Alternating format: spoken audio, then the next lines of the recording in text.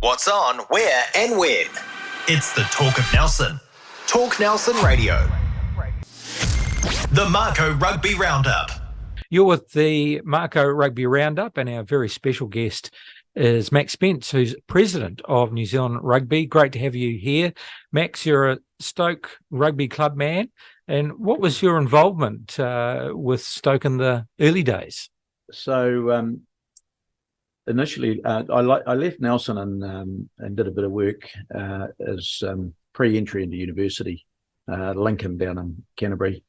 After I finished there, I worked in Christchurch and in Marlborough, and then I eventually made my way back to Nelson.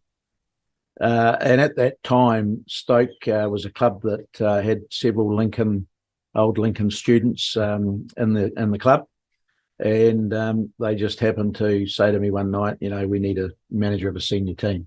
So basically, it all started there. So probably one piece that I need to add here is that I've never played a lot of rugby in my youth. I found that I was better at football than I was at rugby, and I always had to warm the pine. So whereas I always got 90 minutes playing football. I came back into the rugby environment, and I used to say to rugby people, if you got to leave it to someone from football, well, so be it.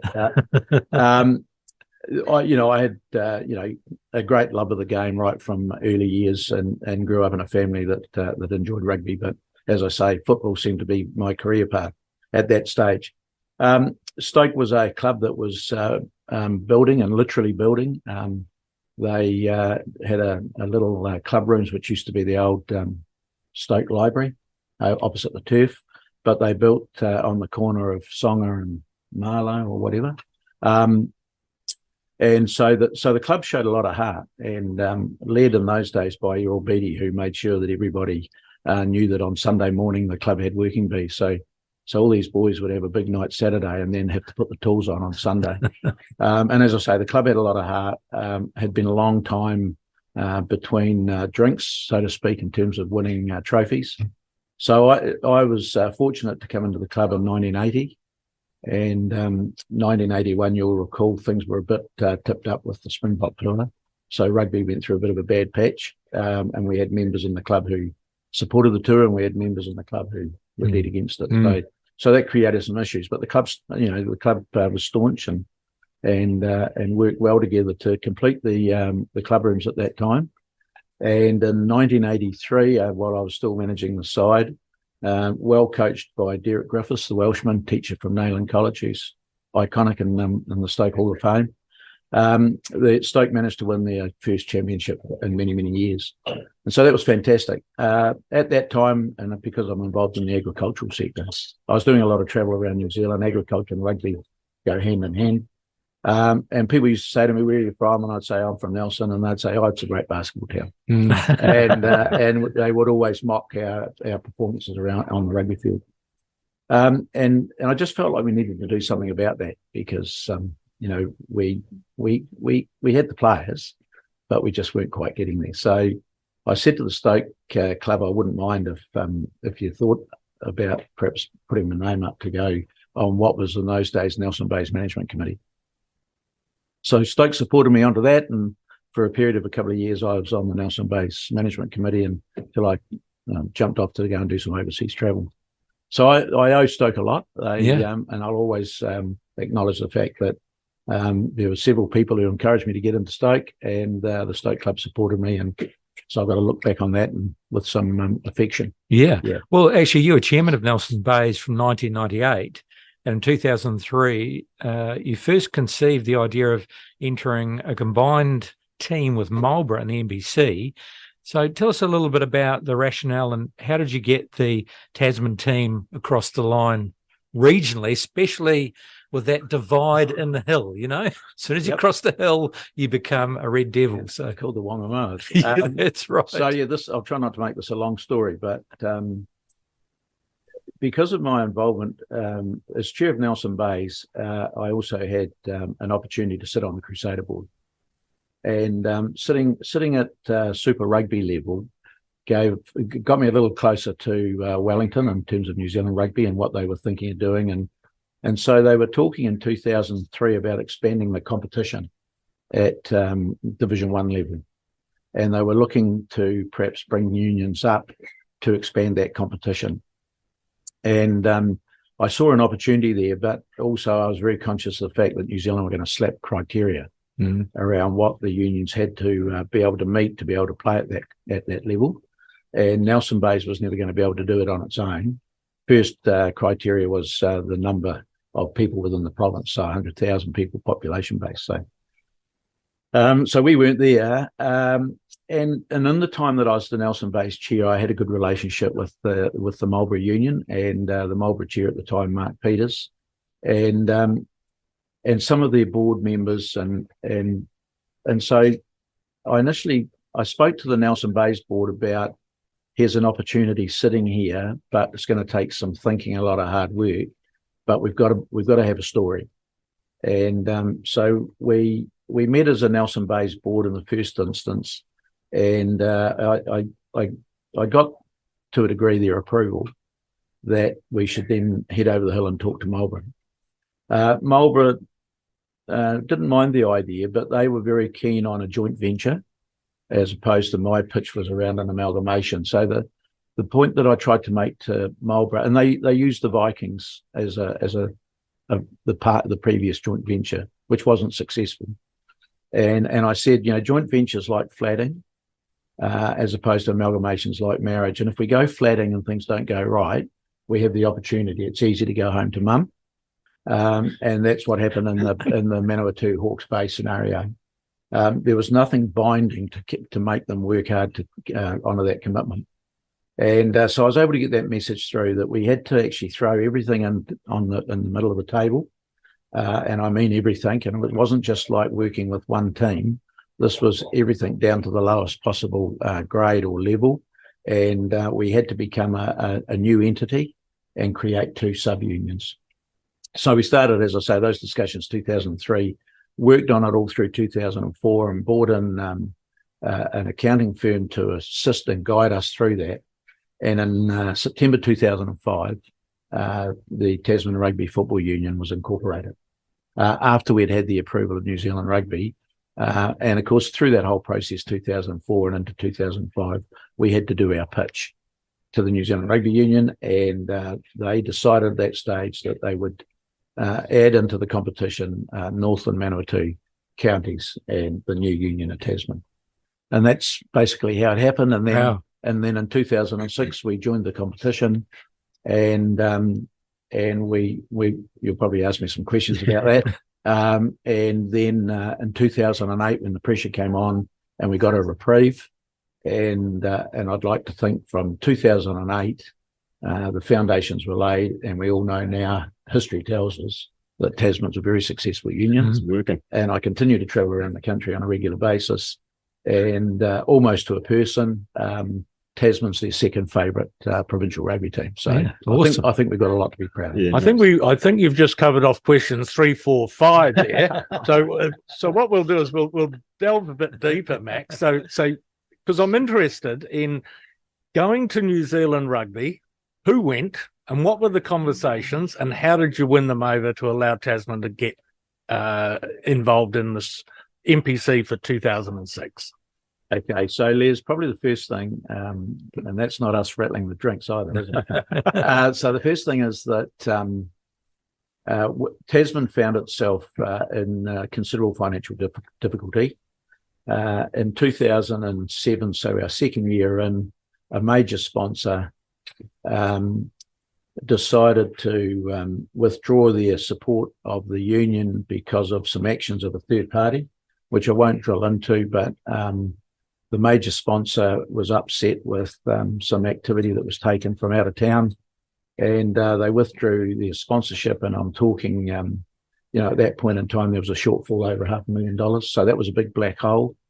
To be able to meet the criteria that I referred to earlier, the new union, Tasman, owned Lansdowne Park. That was an asset that had come across through the amalgamation. Previously, it was an asset of Marlborough Rugby. So we had to upgrade the Lansdowne Park facilities, and we took a significant loan out to be able to accommodate the construction of a new stand and various other improvements. And that required significant fund to service that debt. And when you lose in excess of $500,000, it puts all sorts of constraints on the way you operate and your ability to service your loans and just your operating costs. So we had to work pretty quickly, but at the same time as we were having these financial challenges, the team was still, participating in the competition, but at the bottom end of the log. Chris Moller was the CEO at the time, and his advice to me back in 2005 and into 2006 was, don't worry about the results on the park, Max. Just make sure your financials are tight. And that's really sound, prudent financial advice.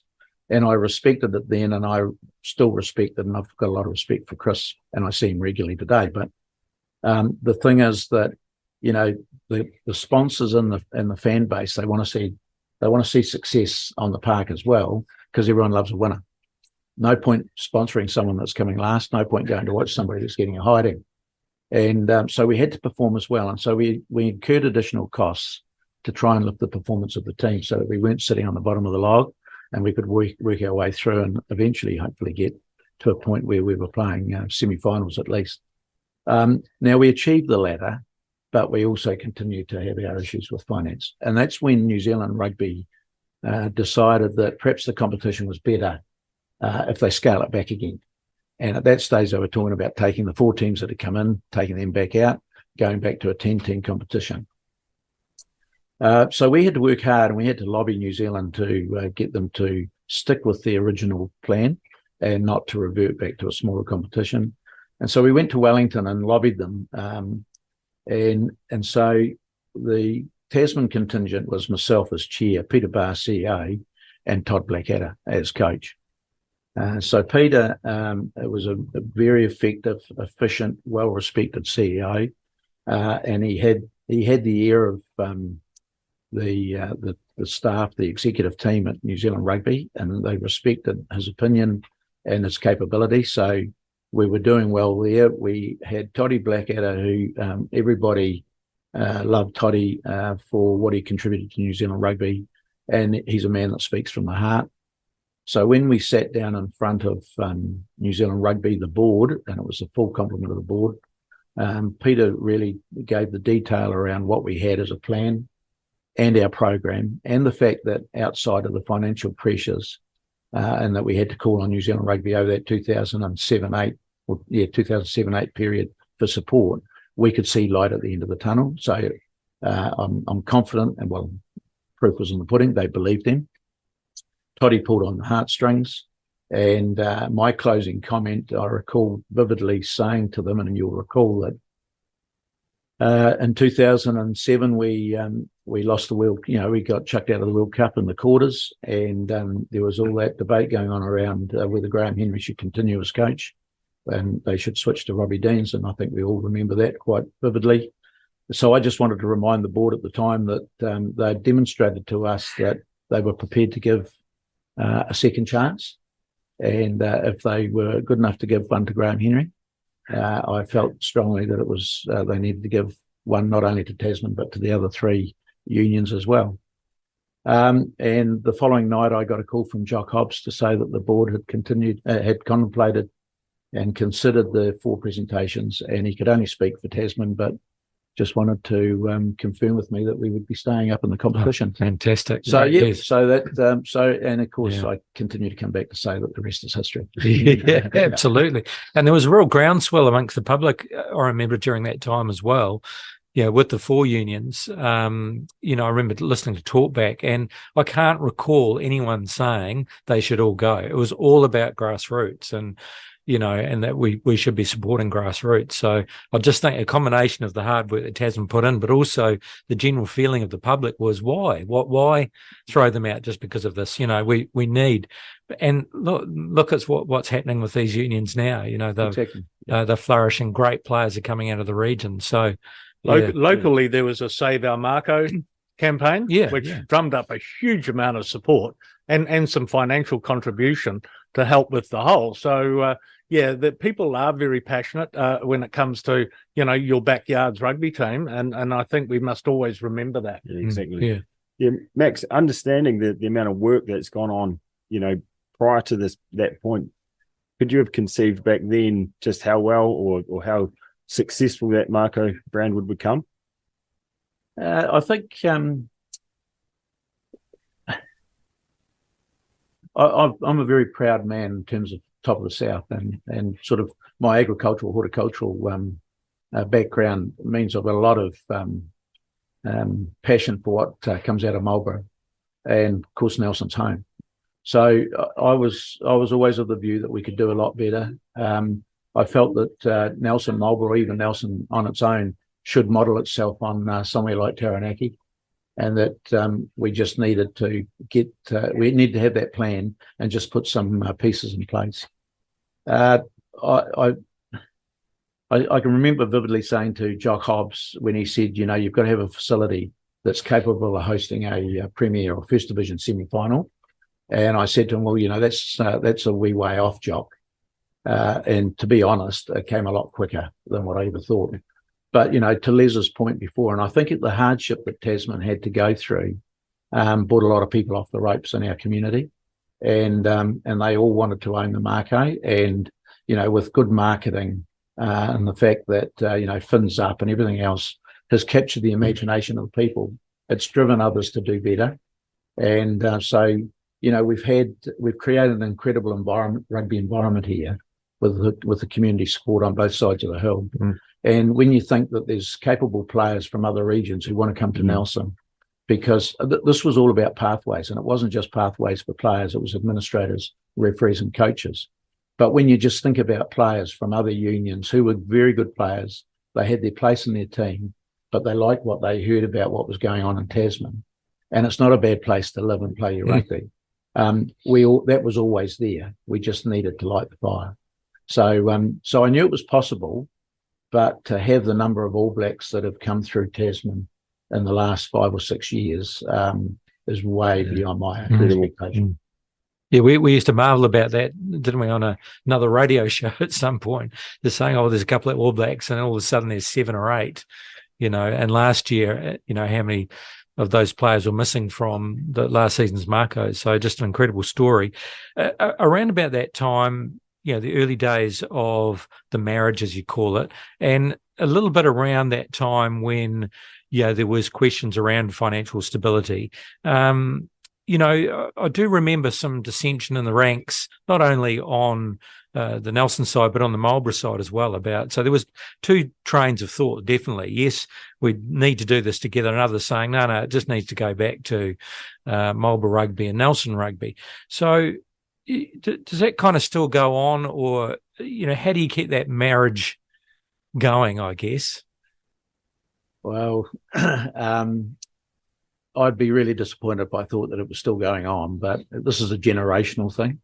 And, from time to time I hear a bit of history being pulled back up, but that's human nature. But you ask somebody that was 10 years old when the Tasman Rugby Union was formed, 10 years old then, 28 going on 30 now, do you think they're worried?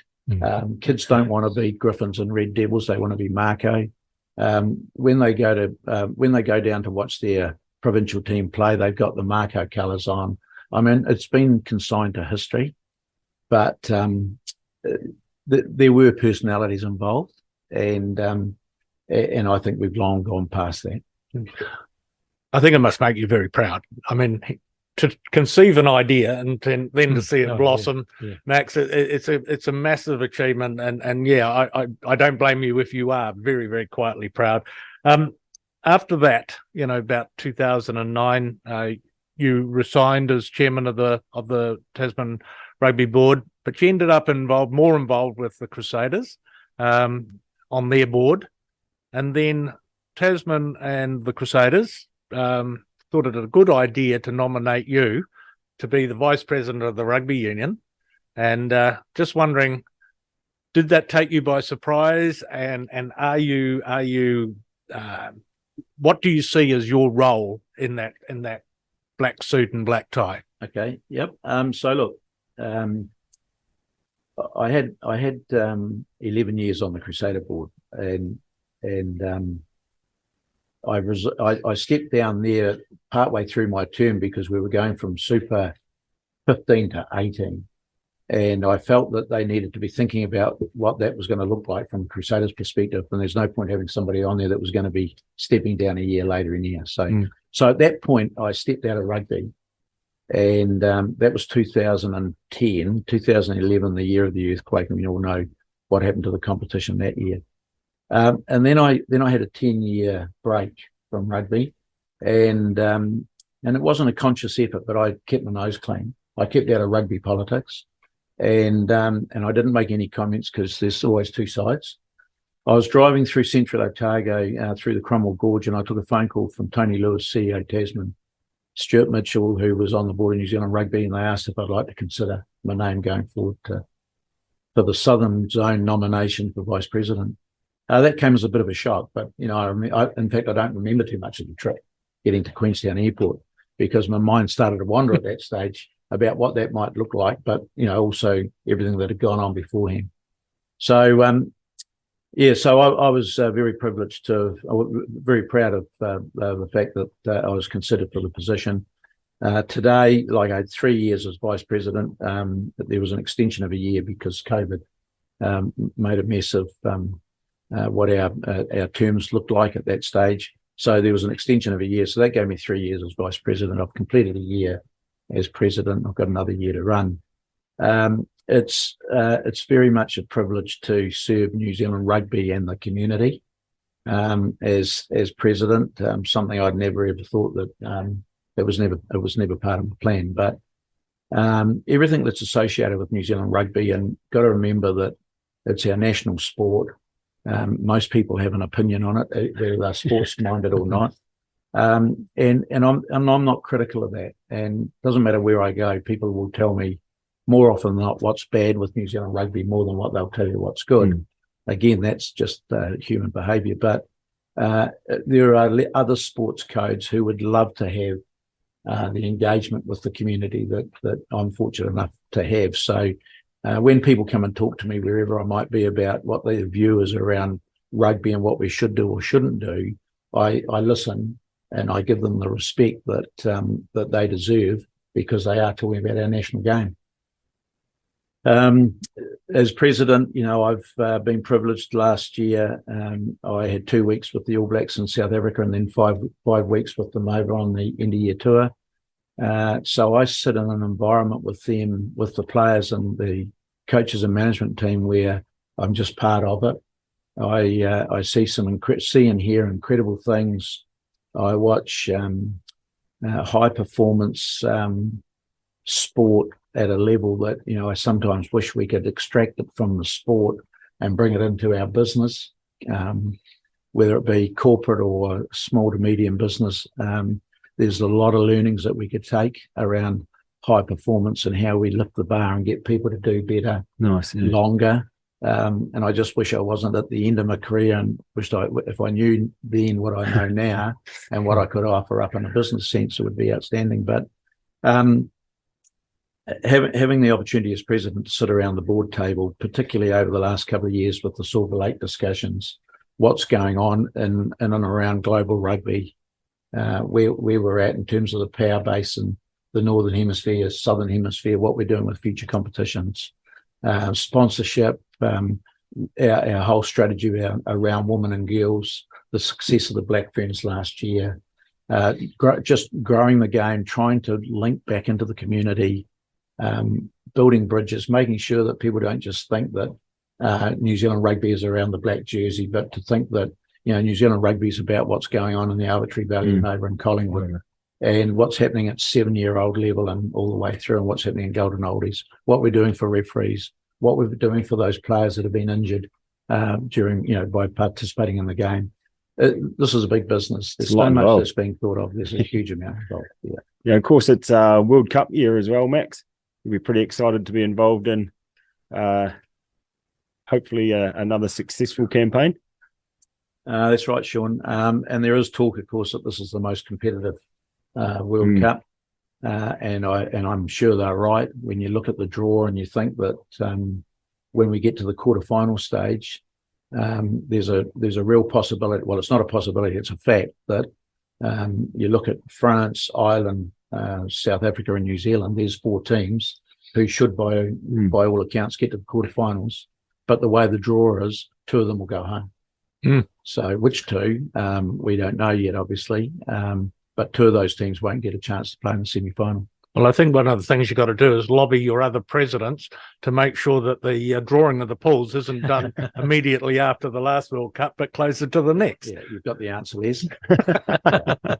So no, looking forward to the campaign. And before that, of course, we've got Tri-Nations in Bledisloe. So we've got only 2 domestic tests this year, with Australia down in Dunedin and the Springboks playing for the first time at Mount Smart. We go to Mendoza to play Argentina, and then we play the Springboks again in Twickenham, just 2 weeks out from the start of the World Cup. Wow. Yeah. So that's the All Blacks. Yeah. But also, let's not forget that the Black Ferns have got a really big program this year. Yeah. So they've got the Pan Pacific, or Pac-4, with Australia's, the US and Canada. And then there's this competition which New Zealand will be hosting this year, where the top 3 Northern Hemisphere teams, let's say, for example, England, France, semi-finalists in last year's World Cup, and say possibly Scotland, they will come down and play in New Zealand against the top 3 from the Pac-4. And so Black Ferns have got a lot of good rugby ahead of them as well. Yeah, it's going to be a big year. Max, in your current position, just to clarify, you've got the New Zealand Rugby Board and you've got a chairman and you're president. So how does, what's your role in that? What does the president do as a representative of what, provincial rugby? Yeah, no, good question, Chris. Yeah, so president, vice president are elected by the members. Right. So that's the provincial unions and the likes of the Murray Board. So they come on and they have the opportunity to sit around the board table, attend all meetings, no voting rights. Depending on who the chair is of the day will determine what speaking rights the president has.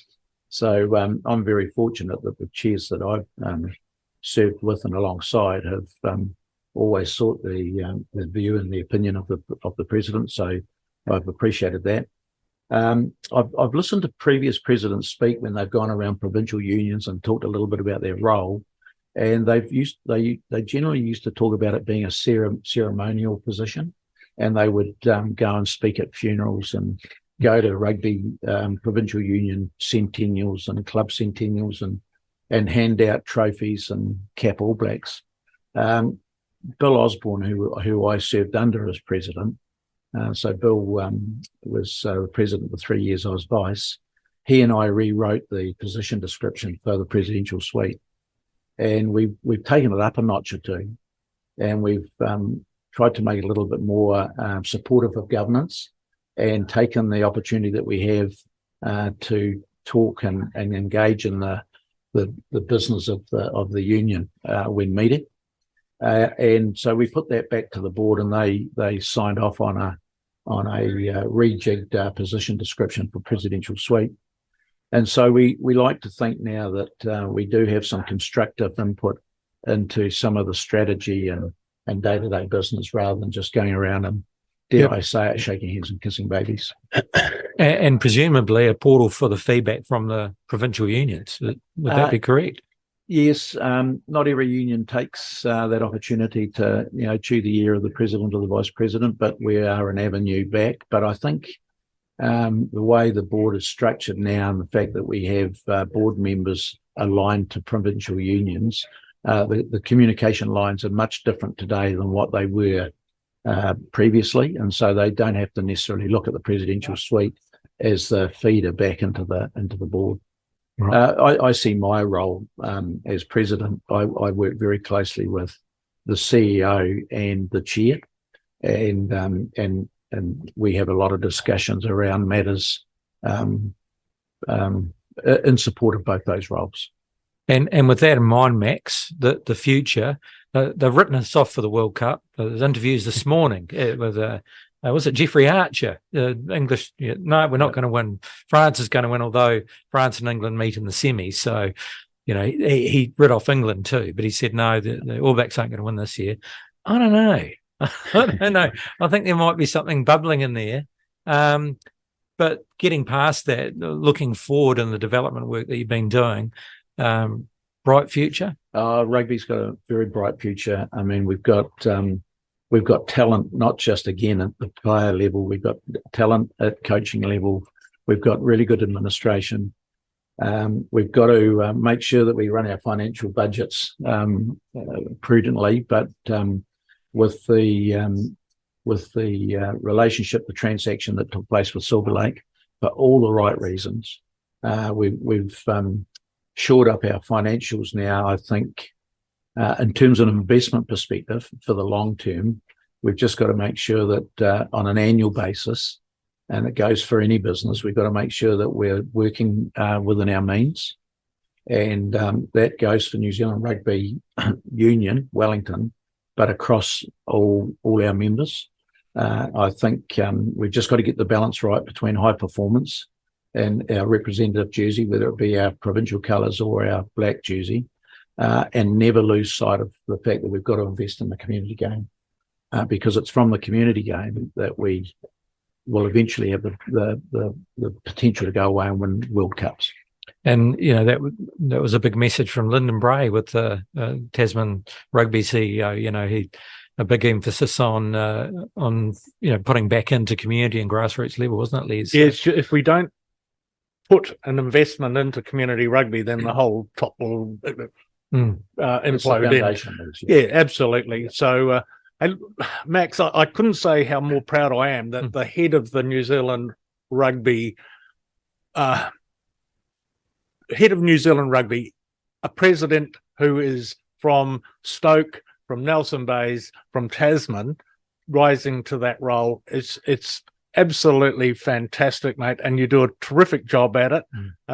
Delighted for you, delighted for us locally as a union to have you around. And yeah, you couldn't have picked a better time to be president, to be honest. Well, it's been a challenge, but Les, I really appreciate your words, and you and I have been on this journey together. So you've pumped my tires up more than once, and I appreciate that. I'm proud of my own achievements, but representing the Tasman Union and given where we came from, I think is we've locked it in now in terms of we have a place in New Zealand rugby.